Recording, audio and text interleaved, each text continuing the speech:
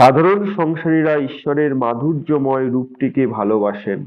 ঈশ্বর তাদের কাছে মধুর ভগবান। তিনি আপনজন। বিরাট ঐশ্বর্যময় ভগবানকে তারা আপনজন, নিজের জন ও কাছের জন ভাবতে পারেন না। আপনজন ভাবতে না পারলে তার উপরে জোর করা যায় না, আদর আবদার করা চলে না।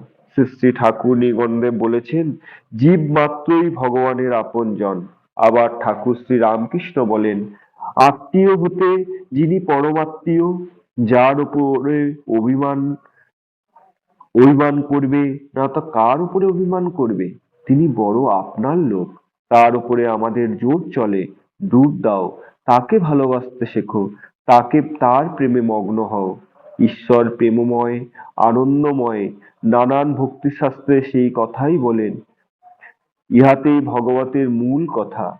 প্রাচীন আর্য ঋষিগণ শুদ্ধ চিত্তে দীর্ঘদিন সাধনার ফলে উপলব্ধি করেছেন,